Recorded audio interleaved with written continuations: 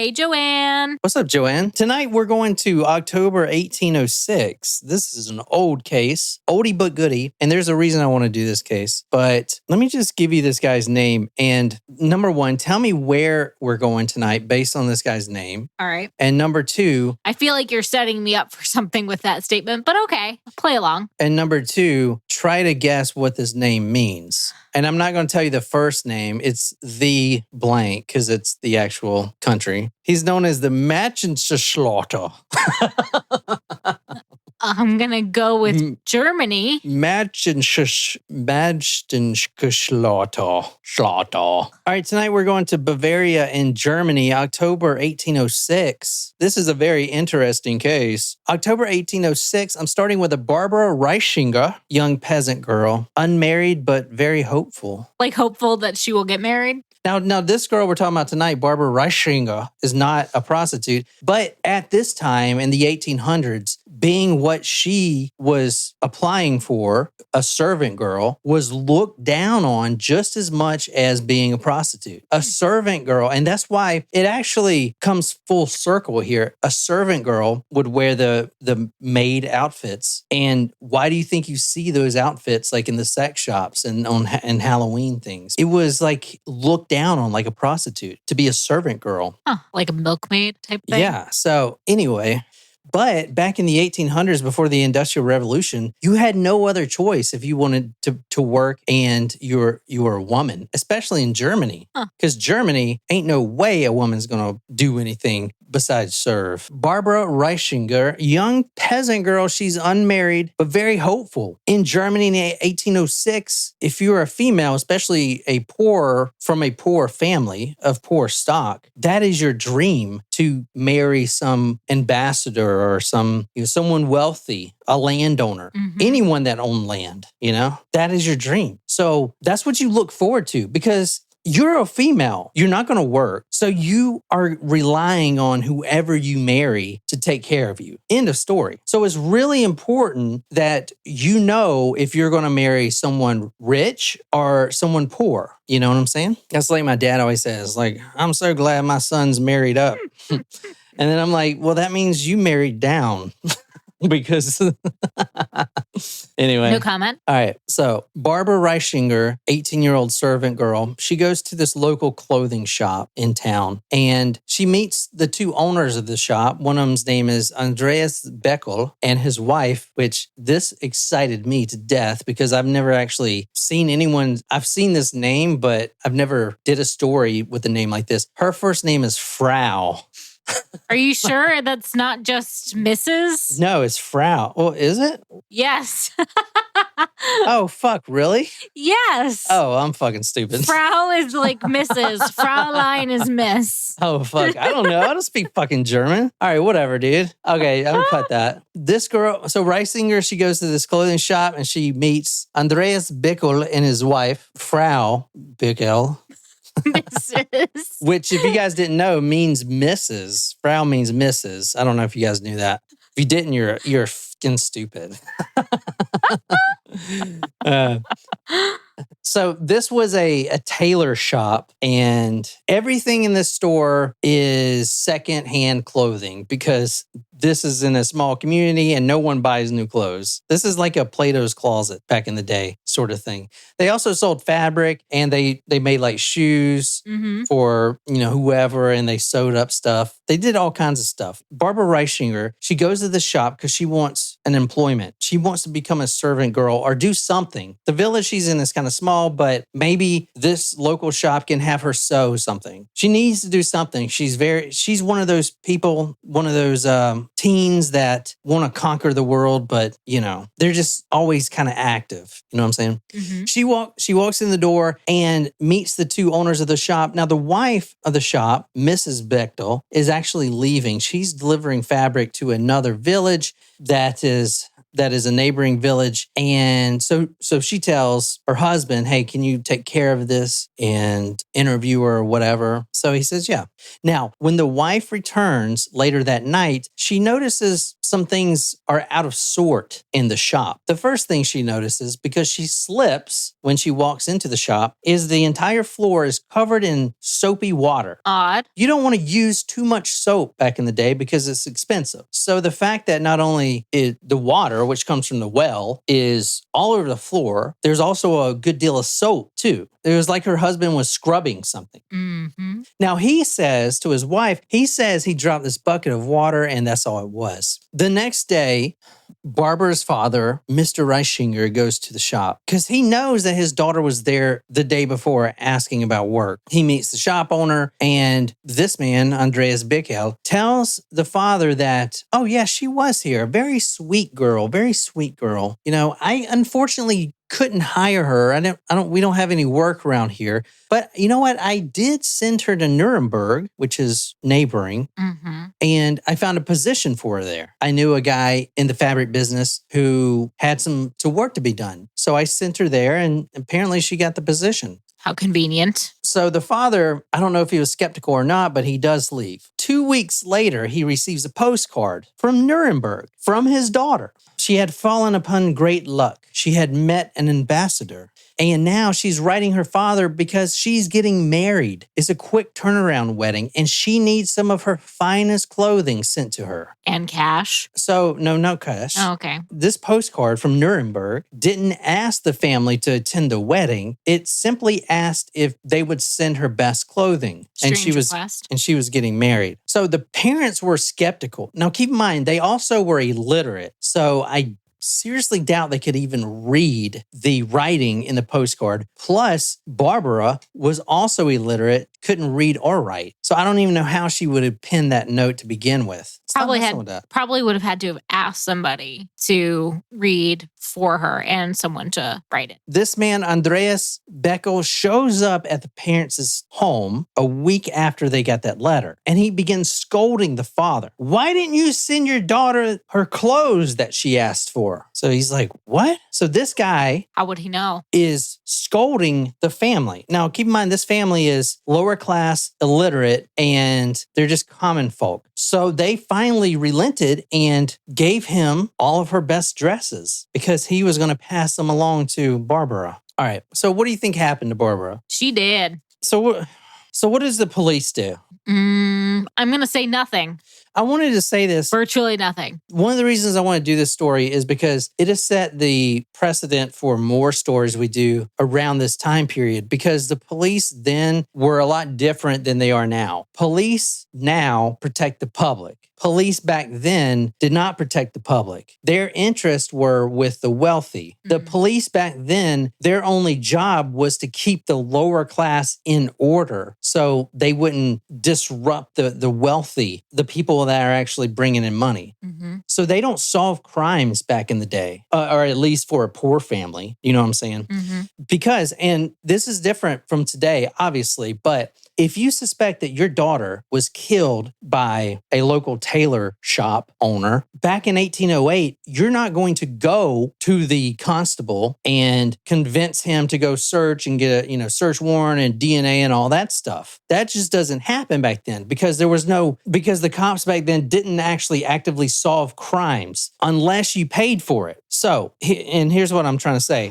If the family wanted the police to arrest Andreas Bichel for the murder of their daughter, here's what they would have to do. The family, on their own time and dollar, would have to collect their own evidence. They would have to present this evidence to the magistrate. If that magistrate accepts the request, then the family would then have a case. The family would have to pay court fees, would have to pay for the police to arrest Andreas Bichel, would have to pay any lawyer fees, and even a fee to the magistrate before they can even start the case. You know what I'm saying? So even if they win the case and he goes to prison, the family is still out of a lot of money. That's how it was back in the day because the police The police now protect the middle class. That's basically they protect all classes. But back in the day, there was no middle class. It was just really poor people and then really rich people. I guess that's kind of like it is today. But you know what I'm saying? Yeah. So you'd have to do all that work. It's just not worth it. That's crazy. Yeah. So that is one of the things from all these other episodes, because I want us to do some Jack the Ripper Whitechapel episodes. And that's the same thing. That was a little different because it was all in the newspaper and the police felt pressured. Like they had to. But they didn't, though. You know? They wouldn't have had it not been so sensational. They wouldn't even have looked. They wouldn't care. Interesting. I mean, not that they wouldn't care. That's not their responsibility. They wouldn't have done anything. Yeah. That's interesting. So when the Industrial Revolution happened in the early 1900s, that's when it created a middle class, and the police then were kind of restructured to protect everybody, right? That's how it works. Let's talk about Catherine Seidel. This is about a year and a half later, February 15th, 1808. Now, she was more of a wealthy stock. She was more privileged. And she actually visits Andreas Bichel because she heard that he was also a fortune teller. And he has a magical crystal ball that can tell anyone's fortune. Now, what I didn't mention earlier is Barbara Reisinger, when we don't know she's dead yet, right? Right. When she actually goes to request work, Andreas, the shop owner, convinces her to get her fortune taken. But we don't know that yet. So we're going about a year and a half later, February 15th, 1808, Catherine Seidel, okay? Okay. Like I said, she's from more wealthy stock. She's more privileged. Her family has money. Basically, if she was to go missing, the family could pay the magistrate. They could pay the police to arrest this guy. They could actually do something.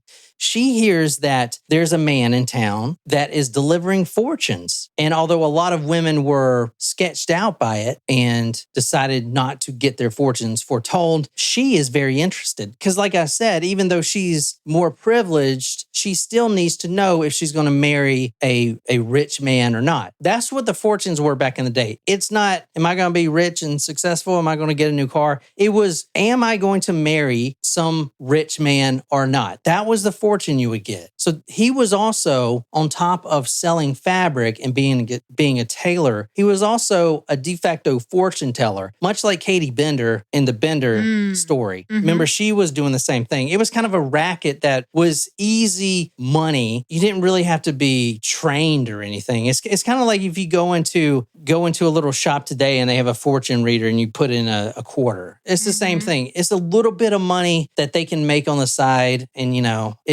it's just something to do. But these women actually really wanted to know if they were going to marry some rich man or not, because that was on their mind. Sure. And they really, really bought into this. So she actually goes, not looking for work like Barbara did. She actually goes to get her fortune foretold. And she didn't return that night. Her sisters knew that she went to get her fortune because she has been waiting for this and talking about it all week. And they got sick of hearing it. So they know where she was last. And they know that she didn't come home. They go tell their daddy and the mama, and the whole family goes to the constable. Well, first they go to Bechtel's shop, the tailor shop, and ask around. And he says, no, I haven't seen her. She didn't come in here, anything like that. So he's denying it. But they have this weird sense. They know he knows more. This magical glass, this fortune-telling ball, this crystal ball, was nothing more than a piece of wood with a cheap magnifying glass attached to it with a rusted screw. So he would darken the candle, he has this big black sheet in this little separate partition, and this little piece of plank with a magnifying glass attached to it would be sitting there on this table. And that was his setup. Anyone other than an 18-year-old peasant girl would know that this was some kind of scam. This is literally just a magnifying glass attached to a board. But that's what he did. From the Pall Mall Gazette, September 1888, quote, She went to Beckel's house to peep into the magical glass, and it had not been seen since. Moreover, Beckel's wife had sold some clothing which Barbara's friends recognized as having belonged to the missing girl, the possession of which Frau Bichel accounted for by saying that Barbara, having married a rich man in another part of the country, had no longer need of her peasant costume. It further appeared that Bichel had obtained from Barbara's parents, who were densely ignorant and credulous, the rest of the girl's clothing by saying that she had got a good place in a distant town and he would send it to her. So now, Katharina's family is extremely worried. They do have the money for a full investigation here. Mm-hmm. So they convince the constable and the magistrate to open this case. They go to the home of the Bichels and they're asking about them. Now, they know some things around town. They know this man already because it's a small community, and they know he's quiet. He's to himself. The wife never leaves the shop, kind of thing. They're not hated, but you'll never see him at the local ale house partying and drinking. You'll never see him. He was just quiet, but he wasn't really creepy in any way. I mean, he was getting women to come do their fortune, so he had to have some sort of charm. So they know this about him. But when police were talking to him, they just got this really, really bad feeling that he has done something to these women. And at one point, he actually tries to discard a handkerchief that was sticking out of his pocket. He tries to discreetly discard it. And when the constable pulls it out of the trash can and asks the Lytle sisters, hey, do you recognize this? Yeah, that's my sister's. That's our sister's fabric. Mm-hmm. So right then, they know something. So they go search his home. Back then, you didn't need a search warrant or anything. They search his home, and they didn't find anything besides both the women's clothing. That's all they found. There was no body. There was no blood. There was nothing in the shop, which is also the home. There's nothing in there besides all their clothes, right? Right. But they could have bought those clothes at a market. Right. Or that's what they said anyway. So the police weren't satisfied with this man's answers at all, and they really wanted to get to the bottom of this. They caught him in several lies. They kept going back to his home and searching it, still finding nothing but clothing, no blood, no nothing. Yeah. Now, this is the first time I've ever seen this. This is kind of crazy here. One of the constables would always come, and he had his dog with him. It wasn't a bloodhound or anything. It was just kind of a mutt that it was like his best friend, like house dog. Mm-hmm. And this was before search dogs was the thing. But he kept noticing on one of the outbuildings owned by the Bichels, this dog would run over there every time they went to search. And he would be pawing and scratching this wood and whining, trying to scratch his wood off. Now, at first, they were like, what are you doing? Stop doing that. But this dog did it every time they went to talk to Andreas. Every time this dog went over there to this outbuilding, they asked him, what's in this outbuilding? Why is this dog doing that? Oh, it's probably just a dead raccoon or something. That's where I keep my firewood. Yeah, okay. Yeah, maybe. Eventually, the constable's like, open it up. And what do you think he saw? A bunch of firewood, right? How about a body? All right. Can I buy a vowel? Before, the dog would scratch on the door. And also, not only would the dog know something's in there, but Andreas, he would start sweating. This is what the police would say. He would start sweating. He would try to push the police on, stop. Why are you harassing me? Get out of here. Get your dog out of here. He would be he would be visibly upset over something. So eventually, they did open this outbuilding. This put him on the right track. He had the wood removed, and buried in the ground under the wood were found parts of a human body. Beneath a heap of rubbish were found other remains, and finally the bodies of both the missing girls were disinterred, frightfully mutilated. It was evident that after killing them, the murderer had disemboweled them and torn out their hearts. There's a move that law enforcement does still to this day, and it works wonders, especially with child killers. Now, it works with all murderers, but the move is this, and they still do this today. If a killer is having trouble confessing to his crime, what you do is you bring him back to the location of the crime scene with the body still there, untouched, and you get him to talk about it in front of the body where he can see it. Somehow it messes with their psychology and probably introduces a level of guilt. And it works well. And it's been working for hundreds of years. They've been doing this for a while. They still do it today. Interesting. But it did work. And Andreas eventually confessed, and he confessed more than they wanted to. But here's what he says. Barbara Reisinger, the first one we talked about, was killed when she went to request work. He says, I don't have any work, but would you like your fortune read? She said, yes. Okay, I do a ritual. There's a certain ritual that we have to do. And this fortune is going to tell you if you're going to marry someone wealthy or if you're going to marry a pauper. So you have to listen to everything I'm telling you and do it exactly like I'm telling you. I want you to go home and get your 3 finest dresses. You have to have 3. Come back, and the ritual is in 3 different parts. So you do the first part in your first dress, the second part of the ritual in the next dress, and then the third in your other fine dress. Very elaborate. It's very elaborate. Do you see a motive here for killing? So he is a tailor, and he runs a shop selling used clothing. The motive is clothing, right? He's This is a weird reseller story, I've got to say. The motive is selling used clothing. Well, that's one way to flip an item. So bring your 3 best dresses. There is no 3-part ritual. And they're only going to get to part 0.5. They're not even going to, I mean, obviously, you know. Well, no, he wants to at least get to all 3, so he gets all 3 dresses. No, she brings in the dresses. So anyway, bring in your finest dresses and come into this little partition. Let's wait till my wife is out on a delivery first. Is the wife in on it? The wife was... Frau? The wife was not convicted or sentenced because even though I don't think she knew, but she was selling the clothing and she knew the clothing was of these women. So, but you know, if it was like more than 2 and this was going on for 10 years, they would have got her. There's another story that's similar to this where that happened. But since she really didn't know, and plus he said that she didn't know, so they let her go. But anyway, so get your 3 finest dresses and sit down on the table. Now, don't touch this crystal ball, this magnifying glass, basically. Don't touch it. It's extremely important that you remain still during this whole thing. Now, the candle is unlit. It's kind of dark in the room. You know what? It is so important that you remain still. I cannot stress this enough because this could ruin your life if you were to touch anything or knock something off the table. So for good measure, let me just tie your hands behind your back. That way you will not tip over anything and this will be a success. All right. Also, if you look into the crystal ball yourself, it will completely dissolve the fortune. It will never come to fruition. So it is best if I just blindfold you. Oh, you can see how desperate these women are to find a good man. If they're going to... Man, I think there are people today that would be going for this. They're like, oh God, yes, please don't send me on another Tinder date. Dear God.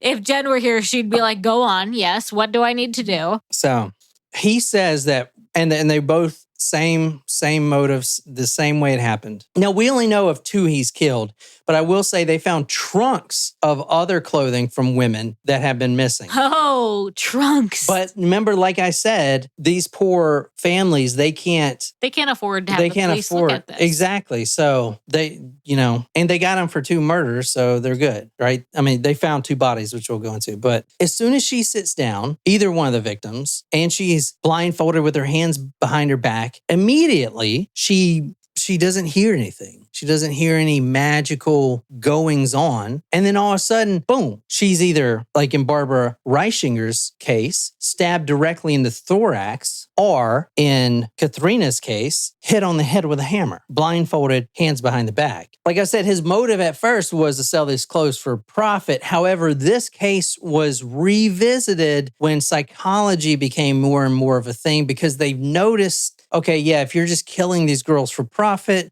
what's the deal with these headless torsos we're finding in here? You know what I'm saying? Like, what's the deal with that? So they did revisit them, which we're going to get into because this is kind of unique. Anyway, in the outbuilding, under some straw and some litter, was human bones. Okay. Also, there was a lower half of a human torso, and beside that lower half of a human torso, there were cotton rags, blood soaked all the way through. Now, this is just in the outbuilding, on the floor, behind the firewood. These rags were holding 2 human legs, which was one of the females. They were wrapped in these cotton rags and just sitting there. The lower half of a human torso with legs wrapped in cotton rags. In the other corner was a headless torso, and the head was actually severed and found next to it, but it was heavily decayed. This was Reisinger. And the only reason they knew that, the first girl, the only reason they knew that is because of her earrings. Her sisters identified her earrings because she was so decomposed. Think about it, this was a year and a half later. No wonder this dog was going crazy, right? I mean, a year and a half goes by and she's in some cotton rags by this firewood and she's just decaying her head. The only way they can identify her is through her earrings, All right. So you have two torsos here. Both have their arms on them. Mm-hmm. Now, here's where things get confusing. And here's where things kind of get more interesting. The corpses were actually split. Like, when you cut someone in half, you just straight across the body. But these torsos and this upper half was split from the neck down, longitudinally down. Like he split them this way, which is if you're trying to sever someone's arms to dispose it, you don't do that. That doesn't make any sense. Mm-hmm. Like sawing someone this way. Well, you look at me like I'm crazy. Do you understand? Mm-hmm. Okay. They were both sawed in half vertically, like from their head all the way to their crotch in half. All right. You get it? I'm with you. I'm questioning why someone would do that, but... Andreas used a knife, the first knife that was in Barbara. He stuck immediately in her throat. And then he would use a knife to hit it in there, get it as far as he can. And then he would just kind of rip it down in this kind of motion, like this, like sawing type of motion. This knife was not very sharp, right? Why go through all that trouble? Well, so that's the thing. But they didn't ask that question at the time. They just saw, okay, this guy, his motive was for some clothing. But why would he go and do this? It didn't make any sense. And he didn't really understand it either. From the physician's report, quote, neither victim was dead or mortally wounded before she was cut up. So they weren't even dead yet. They might have been stunned by a blow on the head, but it could not have been mortal. Neither was the stab in the neck sufficient to have produced death. The deaths were occasioned by cutting open and dividing the body. They died from getting split longitudinally down vertically. That's how they died, getting split like that, right? Let's look at this dude's confession. This is really interesting for this case. If you think this guy is just doing this for money to sell for clothes. And I want to say Andreas Bichel, known as the Bavarian Mädchenschlächter, or the Mädchenschlächter. Maiden, like a maiden, like Iron Maiden. The Bavarian Mädchenschlächter. Yeah, go ahead. On the day of the murder, I sent for Katharina, and when she arrived, I said to her, since we are quite alone, I will let you look in my magic mirror. But you must go home and fetch your best clothes so that you may be able to shift yourself several times. When she had returned in her common working clothes, carrying her other things in her apron, I rolled a white napkin round a board and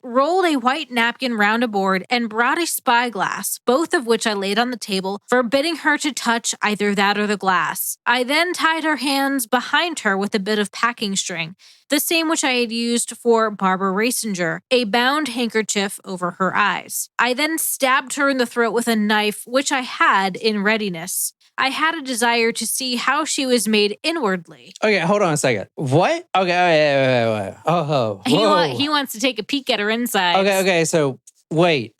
Did this not turn it up? It's weird. Like Little John turn it up? Read that last sentence again, because this is insane. I had a desire to see how she was made inwardly. Okay, now keep in mind, this murder right here was one of the first, and there was like one more before this one that was big and kind of the same thing, but one of the first that started this new type of phenomena of serial killers, the Rippers. Jack the Ripper being the climax, being Jack the Ripper in 1888, the Whitechapel murders. Mm-hmm. But what was it back then, right? Like, what they didn't know. These killers, they just had this desire to see what a human body was like on the inside. Is it because they didn't have anatomy books back then? Is that because we go to anatomy classes and stuff as kids and we like know that there's a heart and lungs? I mean, this guy is like literally curious about what he looks like on the inside. Definitely a morbid fascination. And so you have this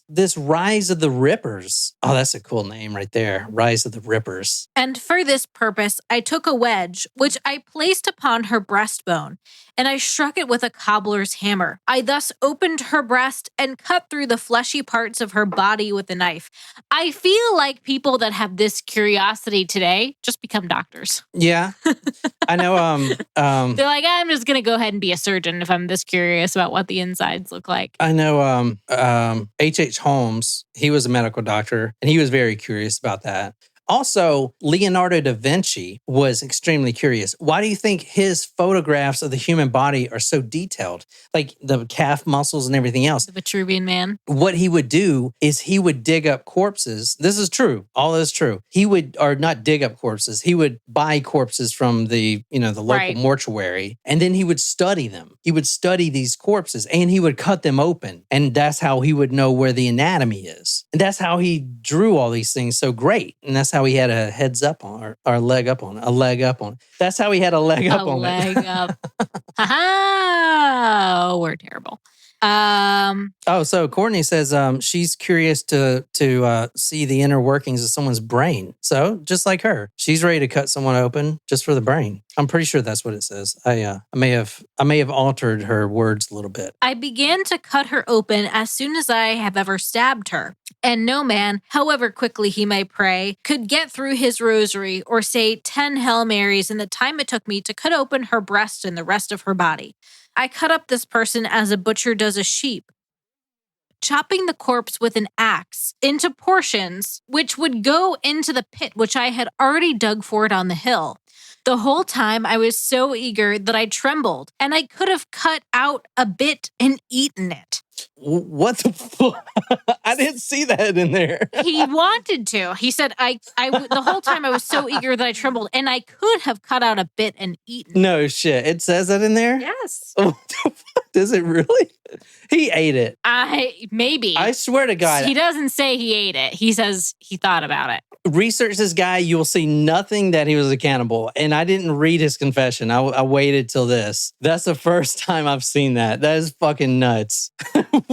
I mean, if he's saying that means he thought about it, which means he did it. He definitely thought about it. Which means he did it. Wait, I don't know. Why would someone bring that up? Let me keep reading, okay? Why would you got bring a little bit more left here. When Seidel had received the first stab, she screamed, struggled, and sighed 6 or 7 times. As I cut her open immediately after stabbing her, it is very possible that she may still have been alive when I began cutting. I buried the fragments of the body after having carefully locked the doors. I washed the bloody shift and gown belonging to Seidel twice and hid them from my wife as a cat tries to hide its young, carrying them from one place to another. I like that. That's a good analogy there, you know? I put the other bloody things into the stove and burned them. My only reason for murdering Reisinger and Seidel was the desire for their clothes. I must confess I did not want them, but it was exactly as if someone stood at my elbow saying, do this and buy corn. Do this and buy corn. And whispered to me that I should thus get something without risk of discovery. Do this and buy corn. I mean, I do also love corn on the cob. So isn't that crazy? I didn't see the cannibal thing. That's nuts, man. But I don't know. This is one of the rippers. You know, this is a very mild ripper. There's some that are especially the servant girl slayers. Yeah, we've done a few of those. Like I said, they get Texas, pretty bad. Remember the servant girl annihilator? Yeah. So anyway, I hope you guys enjoy that. It's kind of small. So what happened to him? Oh, so he actually got lucky because if he would have did this a year before, he would have gotten tortured on the torture wheel, which is a big wooden wheel, and they stretch you out on it. But the Napoleon era kind of stopped that whole torture thing. So they did a more humane death for him, which is beheading. Nice. But yeah. Cool. And his wife got off scot-free. I mean, he did say he was hiding it from her in that paragraph. So yeah. Do this and buy corn. Wolfie said she's at the store and she's staring at some corn right now. Wolfie, do this and buy corn. That's stupid.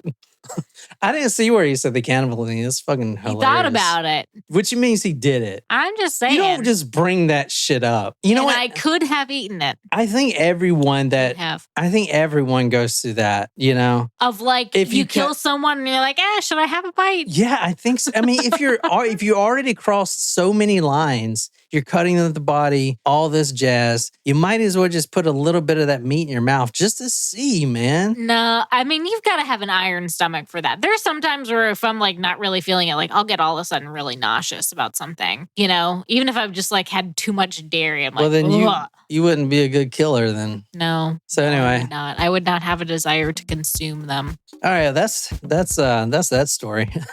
Well, there you have it, friends. Yeah. So we may be back for another one this week, maybe? Yeah, we're going to be on Thursday. So we'll do that one for you guys, Supremo only. Cool. Type of stuff. Cool. Anyway, that's all I got. So I hope you guys enjoyed the Bavarian Mädchenschlächter. All right, well, I hope you guys enjoyed. Until next time, good night, you lovely, lovely people.